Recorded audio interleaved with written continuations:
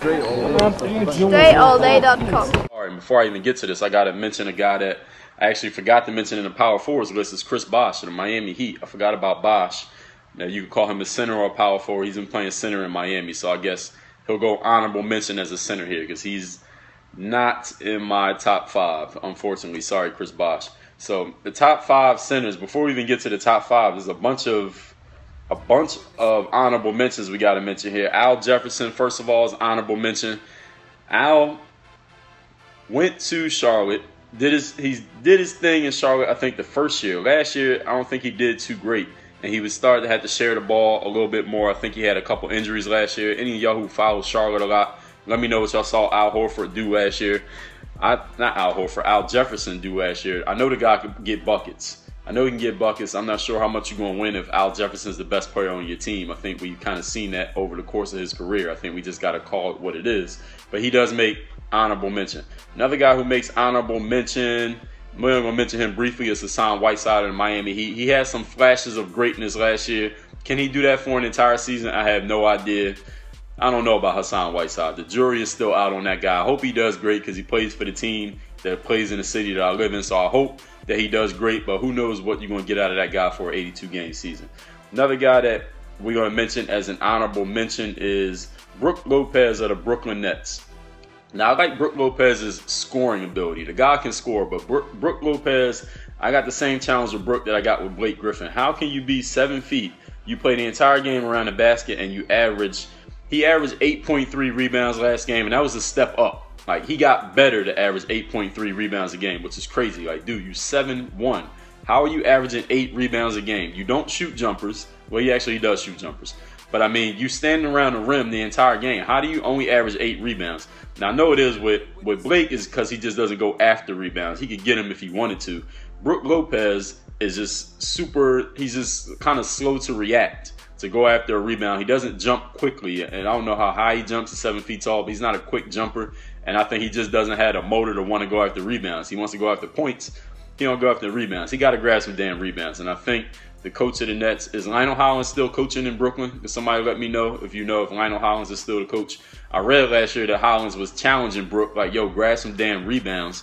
And he started to grab rebounds. Even Kevin Garnett was challenging Brook, like, yo, grab some rebounds, dude. And he started actually grabbing rebounds. He had a couple games where he was grabbing like 15 boards. Be like, yo, why don't he just grab 15 boards every game? He obviously is capable of doing it. They need it. It's not like the Nets going nowhere. It's not like he's fighting nobody for rebounds. I guess Reggie Evans.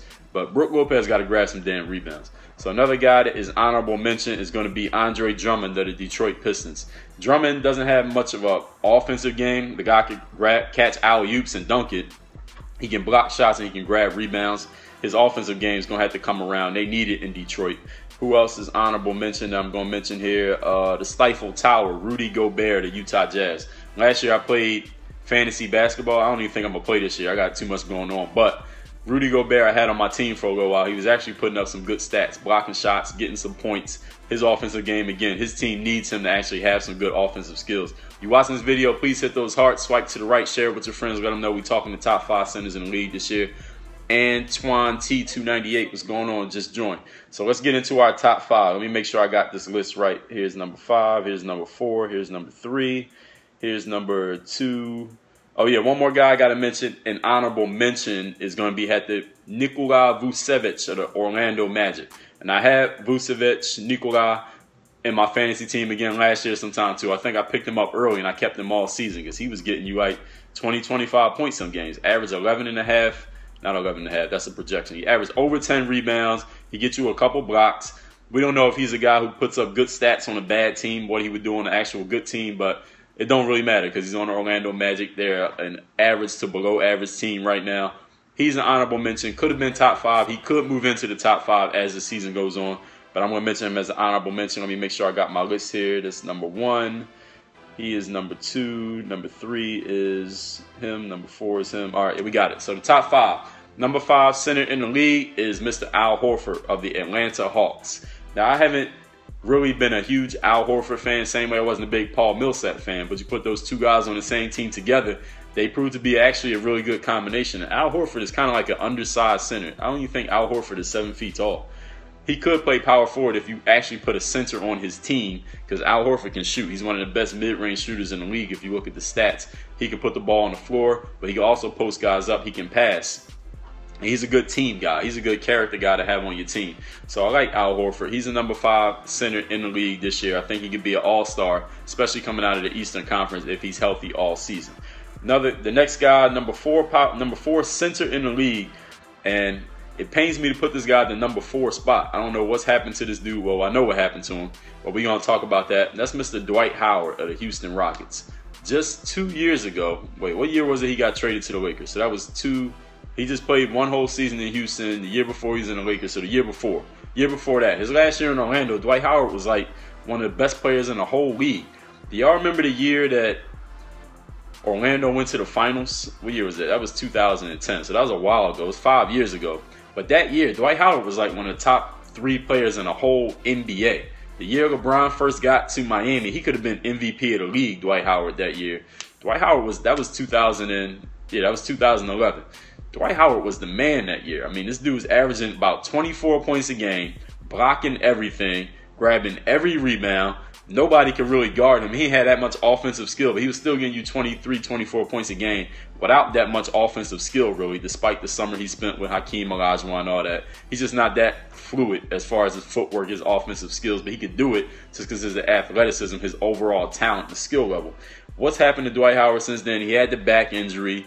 He went to LA. He tried to play when he wasn't 100% healthy. He was playing with Kobe, and contrasting Kobe's his energy with Dwight Howard's energy, it just didn't work. So a lot of fans turned on Dwight Howard. They was just trashing Dwight Howard, even though he was the exact same dude in LA that he was in Orlando. The difference is, in Orlando, wasn't nobody to compare him to like Kobe Bryant in LA. So when you put Kobe Bryant and Dwight Howard next to each other, everybody like, yo, Dwight Howard's soft. Dwight Howard's not tough. Dwight Howard don't want to win a championship. Blue Rain said he has some 2020 games he can go. Yeah, he definitely can go. Dwight Howard is one of the best guys, I thought, a few years ago. I don't know what the hell happened to him. So he had this back injury, but I don't think it was his back. I think it was his mental game.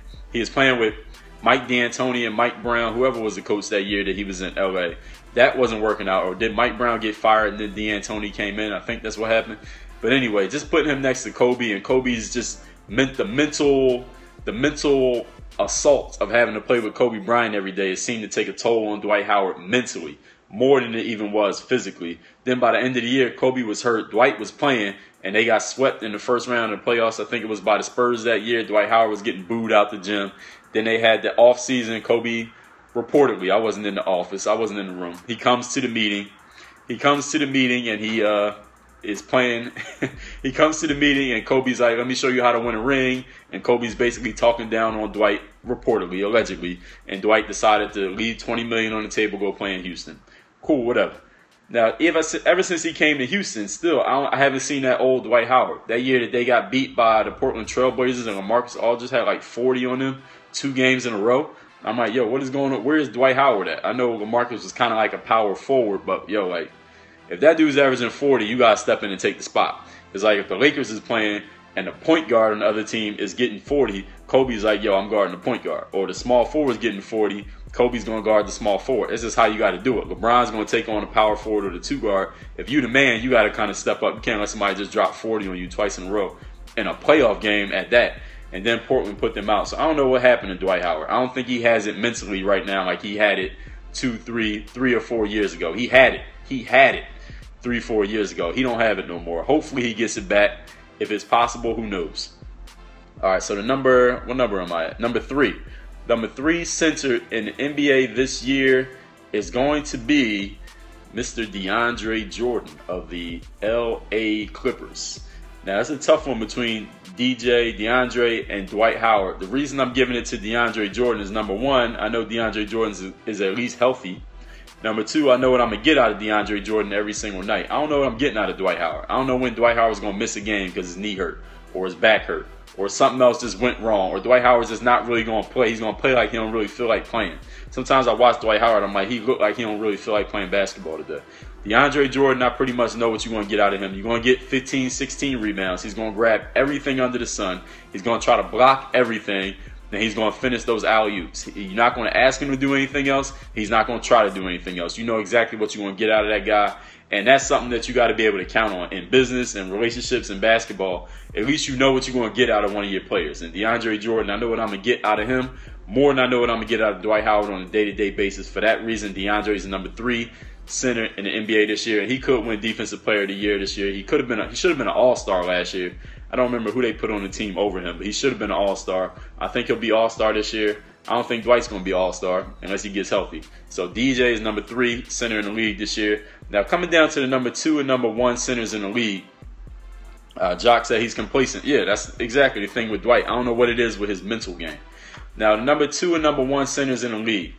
This is a tough one for me to do because you got 2 guys who are on the opposite ends of the spectrum when it comes to winning and results for their teams. But at the same time, if you talk about Trey Tom said his attitude toward winning should change. Talking about Dwight Howard, you're absolutely right.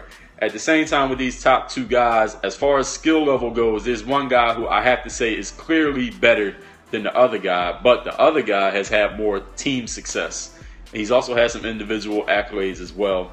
But we're going to get into this one, debate. I want to know what y'all think about this. My number 2 center is going to be Marc Gasol, Big Spain from the Memphis Grizzlies. And my number 1 center, because we're going to make this a debate between the 2 of them, is DeMarcus Cousins of the Sacramento Kings. I had to put Boogie Cousins as number 1 center in the league. Now, between these 2 guys, first of all, DeMarcus Cousins' offensive skill is at the center position is unmatched. This guy is the best skill-wise center in the league. The only other big guy who's close to him is Anthony Davis. And Jacques said DeAndre needs to improve his free throws now, and that will become a disaster for the league. Yeah, if he improves his free throws, but I don't think he's going to. I don't think so. I think at the end of the games for the Clippers, it's going to be the same thing. Blake's going to move to the 5. You're going to put Paul Pierce in there at the small ball power forward, and DeAndre's going to be on the bench. But back to the Marc Gasol versus DeMarcus Cousins conversation. Marc Gasol has been Defensive Player of the Year. Marc Gasol can get you 20 points a game. He get you 10 rebounds a game. He said, Blue Rain said he thinks DJ is just like Drummond. I think DJ is better than Drummond.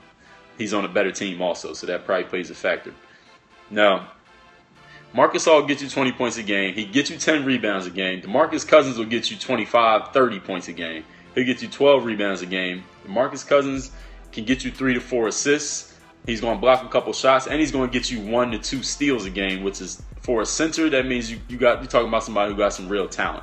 Now, Marc Gasol does not put up the stats that DeMarcus Cousins does, but also Marc Gasol has the team success that DeMarcus Cousins has not had. And we also know that Marc Gasol is probably a more steady locker room presence than DeMarcus Cousins. And Jonah said DMC was a beast at Kentucky. He's a beast now. He's still a beast in the NBA. Thing is, he's on a dysfunctional team. How many coaches has he played for? They keep changing coaches. They keep changing players. They hired George Karl, who wanted to trade DeMarcus Cousins, which is ridiculous. You don't trade DeMarcus Cousins. Who you trading him for?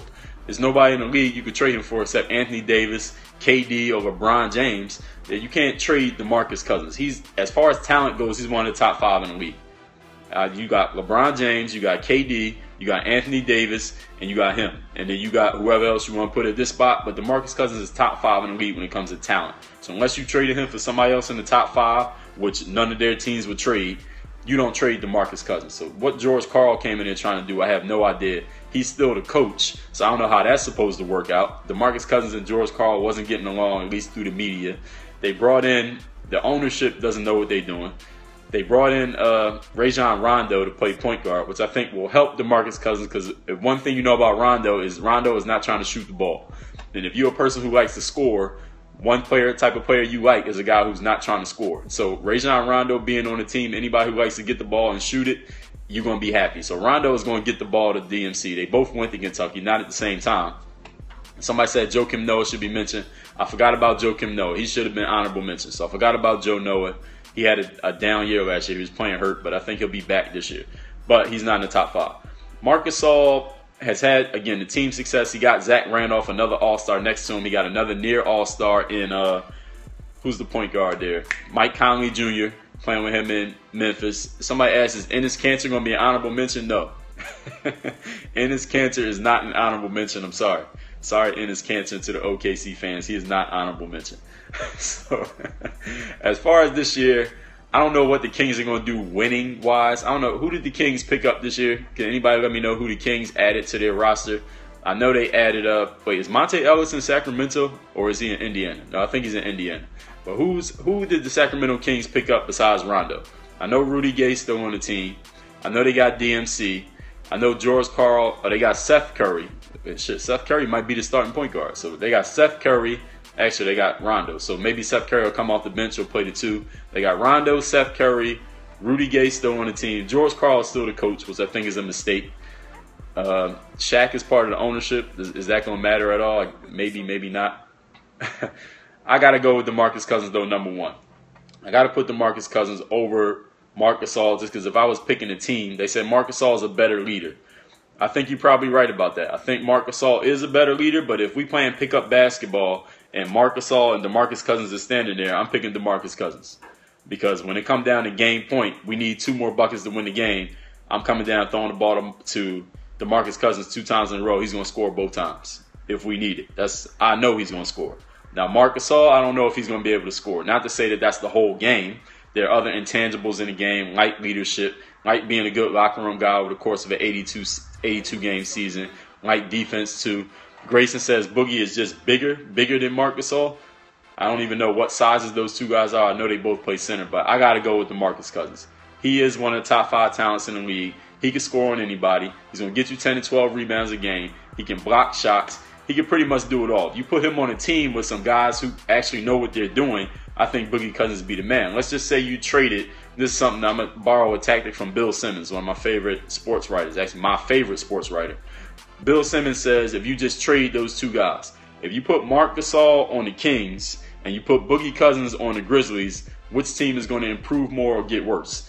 Sacramento Kings not going to be, I don't think they are any better of a team if you put Marc Gasol in Boogie's space. If you put Boogie Cousins on the Memphis Grizzlies, that team might go to the NBA Finals.